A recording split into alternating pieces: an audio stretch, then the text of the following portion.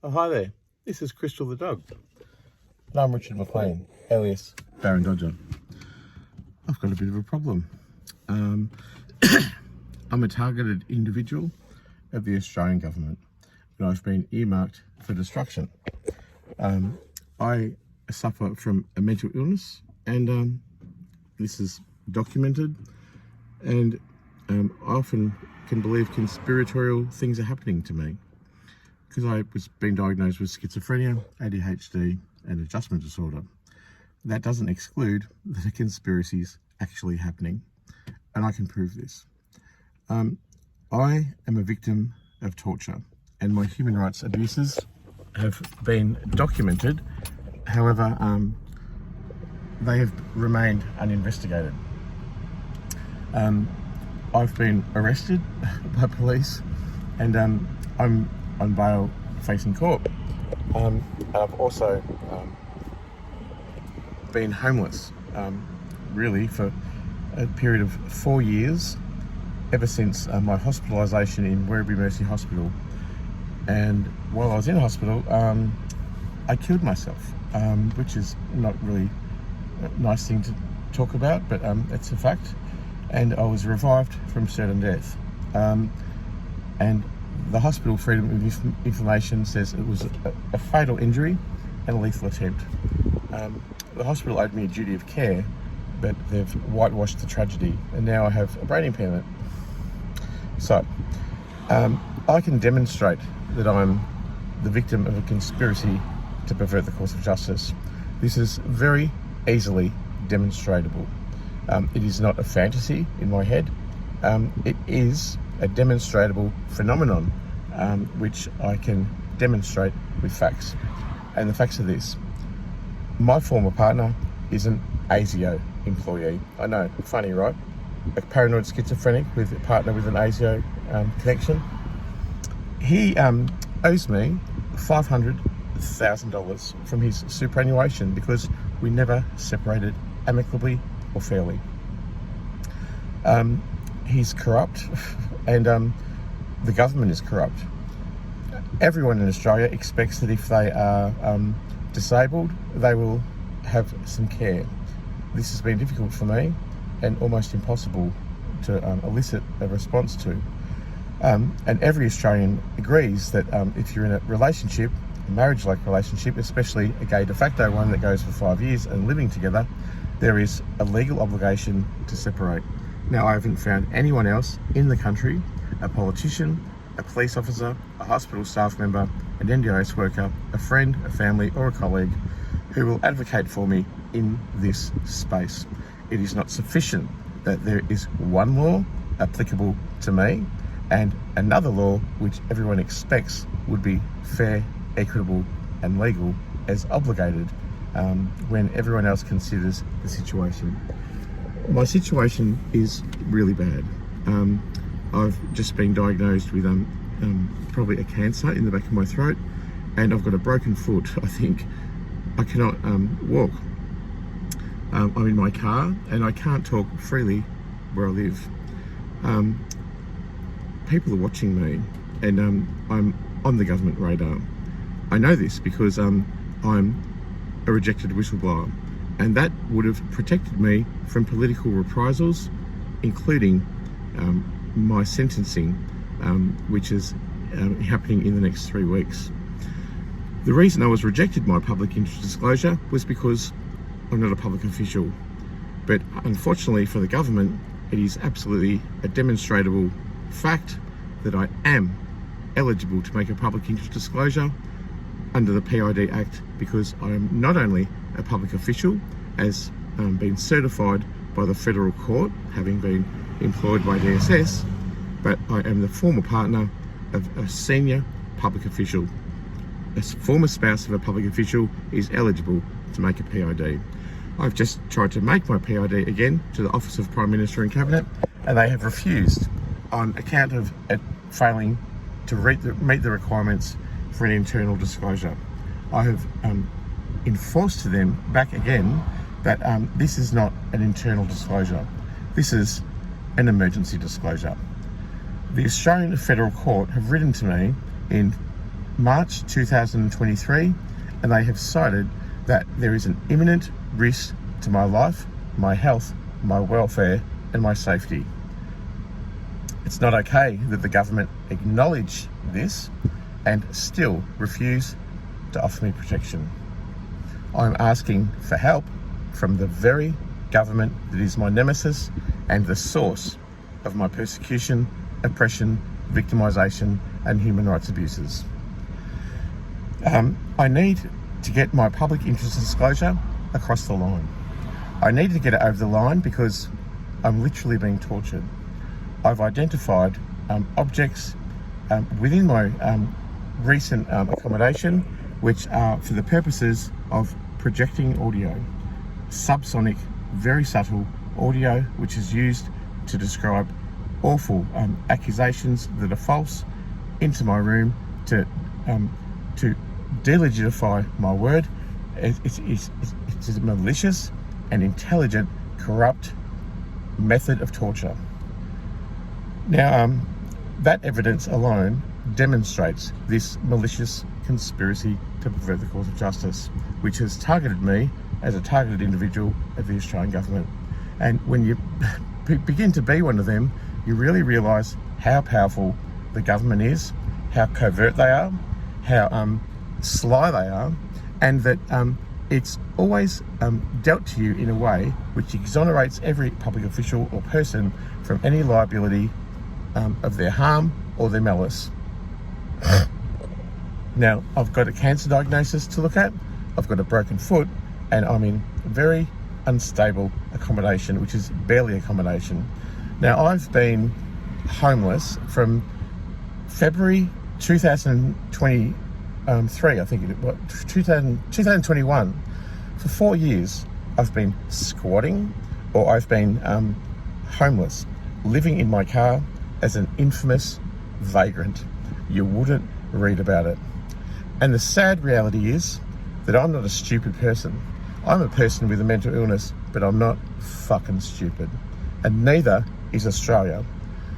I like to have faith that someone out there will hear my story and actually help me gain a safe place to be, where I'm not persecuted by the police or the healthcare system, and where I'm going to be safe from further political reprisals until such time as I can get an act of grace or a settlement, or to be exonerated from the court processes which are just about to happen, and for which I am going to be stitched up and I'm likely going to be jailed. There is a real trouble, and I'm not allowed to mention because of a court order the details of that, but I will say this. The message I sent, which elicited the criminal charges against me, contained the solution to my political impasse, and I was coming down because I've had to use street drugs to mimic the clarity of my dexamphetamine script never being given to me again, and I was coming down. I was distressed, and I'm the subject of torture, neglect, and abuse, and it's been going for a long time, and it's still going today. I'm not safe. I'm under investigation. I'm a targeted individual, and I've filmed authorities outside of my home surveilling me and gang stalking me as a movement of oppression which is by government contractors. And now I have this evidence of this very particular physical object that is used to resonate audio frequencies inside my house, which is an extension of the V2K technology, I know, bear with me, that exists for some people in this world. I've already published the patents that that technology relies on my website, barondodger.com.au. It's a dog's breakfast, the website, but you'll find on there a very elongated and furiously resilient attack on to try and find a solution to this political impasse. They have not been able to kill me. They did once, and then they covered it up. I died. But for 4 years after that, I've lived, as I said, as a homeless person or squatting in very unfavourable accommodation. And I've moved about 50 times in my life as a targeted individual ever since my book Recovered Not Cured, A Journey Through Schizophrenia was published by Alan Unwin in 2001, and the Herald Sun, where I used to work, vilified me, and the Age newspaper fired me. That's unfair. It's unfair that I don't get a settlement from my former partner.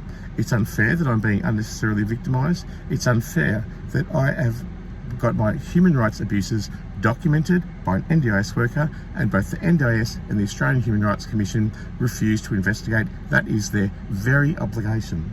It is not okay that I've been under the auspice, contracted as a disabled person and client to many NDIS companies, and all of those companies are under the obligation of the NDIS Code of Conduct to report neglect and abuse of a disabled person in their care. That's how conspiracy works. That's how the elongation of my suffering is still happening. And that's how I have this accommodation momentarily, only for a month, in which the court date comes up before they kick me out.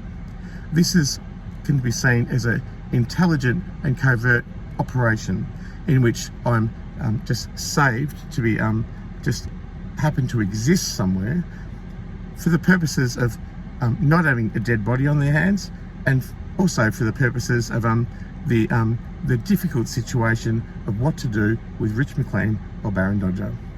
Now, as well as the cancer diagnosis, which I most likely received yesterday in my throat, and the broken foot, I do have a mental illness. And it's extraordinarily difficult to navigate a world in which I'm already hearing voices, and then and being sometimes delusional, and also when there is an actual conspiracy actually happening. The two are not mutually exclusive. Now, it is a fact that I'm an intelligent person, although my brain has been marred somewhat in memory by this my fatal injury inside a hospital, for which they had me a duty of care. And it is true that I have published in a doctorate, a PhD, of covert, intelligent ways of that society is operating, and of all the ways that see beyond a veil of what's humanly possible, beyond a veil of the present into the future, framed by superintelligence and the anticipated quantum superintelligent explosion beyond an event horizon of what humanity looks like in the future through young people's eyes. And the government doesn't want my PhD to get out there, because a government relies on people to follow it and obey. I've never been under the auspice of a government, of an organisation, of an institution, of a club, anything. I'm a unique and authentic individual, and I'm able to critique the powers that be, and the powers that be do not like it very much. It's been a difficult road for years, and it's come to the pointy end. I'll just add up the money. If someone can help me, there is a way out. I believe that, look, I'm really grateful for my life. I love this earth. I love my dog. She's amazing. And we are here to stay. We are not suicidal. And we want to exist in the world, and we want to do it in an equitable, fair and legal way. And I propose to you this, that someone support me to find me safe passage. To wait till I get my PIDs across the line, because they simply cannot reject them, because I'm a public official and I'm also the spouse of a former public official. It is not okay that they continue to block me at every single way they can. I have never had a lawyer. I'm a rejected whistleblower, and I cannot go to the police. The same police I can't report that they ran me out of town. They ran me out of town to such a degree, and I was hiding somewhere, and I went out and I was mowed down by a government car. This is not okay. It's the same police I can't report being drugged and sexually assaulted to. It's the same police I can't report my car being stolen. It's the same police that I can't report a conspiracy to. It's the same police that I can't report being being unnecessarily drugged and then attacked by a violent government covert thug inside a hospital. This conspiracy is violent. It has an aim, and the aim is to destroy me. But they can't. I'm going to live. And now that it's been insufficient over so much time, they haven't been able to destroy me. I am actually proposing a method out of this before I get incarcerated and jailed by corrupt police who are the height of hypocrisy, and in a legal system that is a faction of the broader federal government, of whom is my oppressors and my persecutors. And as we can see now, and it's very demonstrable, that when I go to court, I'm not going to get a fair trial, I'm not going to get an equal say, I'm not going to get anything of the sort. They are absolutely going to stitch me up, and they're going to depend that no one in Australia will defend me. Not a friend, not a police officer, not an ombudsman, not a politician, not a fireman, not a friend, not an NDIS worker, not Joe Bloggs down the street. That is because I have been nuclear character assassinated in this world. And I tell you this, I'm not a pedophile, I'm not a rapist, I'm not an extortionist, I'm not a terrorist. These are things that this covert and taboo and highly sophisticated persecution of me will tell people in order to turn people away from me.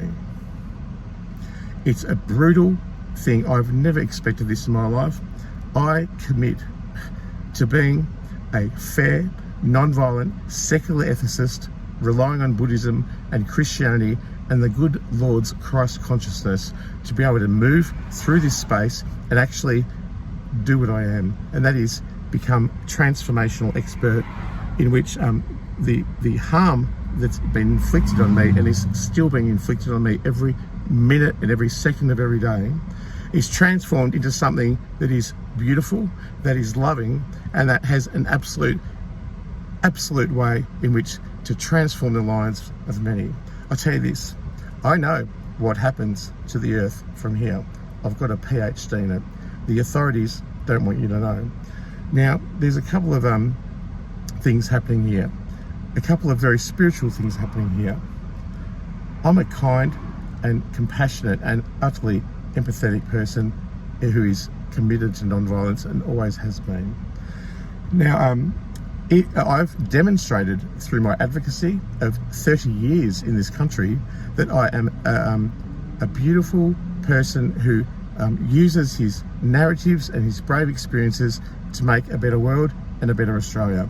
That is who I am. That is what I've proven to do before I was literally persecuted to death. Now, after I was something, the hand of God, fate, whatever you call it, put me back on this fucking earth for a reason. I'm here for a reason. God is by my side, and her name is Crystal, the dog. Anyway, sorry. It's been hard road. Anyway, I'm going to get all the money owed to me. That is anything extra that is given to me by my detriments that offer more than a simple home, computer, car, food and medicine, which is what is obliged to me from the government anyway, under the UN Human Rights Charter of a person with a disability, ratified by the government in 2008. Anything beyond that, I will commit to send to Baron Dodger Trust. Baron Dodger Trust is going to be an amazing institution that transforms money, the evil of money, into beautiful, meaningful, loved up experiences for marginalised people. Those people have always been my people. They're the black, the trans, the women, the very young, the very old, and the differently abled, and even the people who've done wrong and want a second chance. They get to go to at barondodger.com.au. And I'm going to get this money when I get this money, and I'm going to provide a service by which those people are going to be able to, because they haven't had the ability to themselves, or they've been persecuted for whatever thing they have been persecuted by, they're going to be able to access a beautiful experience that has been supported by the other people in the community. So, for example, they're going to be able to go for a horse ride. They're going to be able to go down to the shops. They're going to be able to get a little bit of a break. Because we all need a break. And I've committed, even though I've been oppressed so much and denied my human rights, and that I'm the subject of a conspiracy in a really cosmic way that's really brutal and unfair, that I'm going to commit to still being a good person. And I can't help it. I'm fatally flawed like that. And I'm going to make this into a better opportunity for Australians and anyone around the world to be able to have a better life. And I never asked for much. I just asked for people to be nice, non-judgmental, and to act with kindness. It's what we all can do. We can all do it, everyone. I just don't understand how this can happen to me and not a single person's opposed it, reported human rights abuses. I've got the evidence of torture, of a conspiracy to pervert the cause of justice. It really is quite cosmic. Look, it's a sunny day. It's God-given. It's beautiful. And there's pigeons here. And I've got my beautiful dog, Crystal. Hey, Crystal. Oh, she's upset because I'm upset. Please don't make me upset. I just want a simple life where I can be with my dog, free from oppression. Anyway, it's Baron Dodger. Go and have a look at barondodger.com.au, and there's a lot of information there. I don't need much, and I have people in my corner, but those people have got their hands tied by the broader political, socio-economic and societal frameworks that are holding my persecution in place. I'm a good person. I know I'm a good person. And the world's been pretty bad to me. So I'm going to leave it with you. If you can help Baron Dodger, me, find a place to be safe in, please message me on the email below. And I commit to transforming this horrible oppression, victimisation, persecution into a transformational experience. We're all worthy, all of us. And I'm worthy, and you're worthy. And together, we can make this better. Okay? So, sorry, it's been an emotional day. I can't walk and might have cancer too, so I've got to sort that out as well, apart from my mental illness. So, yeah, hang in there with me, hang in, be kind to one another, be kind to me, and as a loving divinity has it, the light will always win, and it's going to win this time as well. So if you can find it in your heart to support me, I'll put my PayID down below.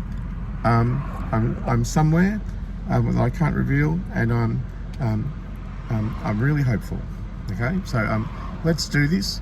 Let's rise above the shit and the chatter and the judgment, and let's do something worthy for this world, for me and for you. Thanks.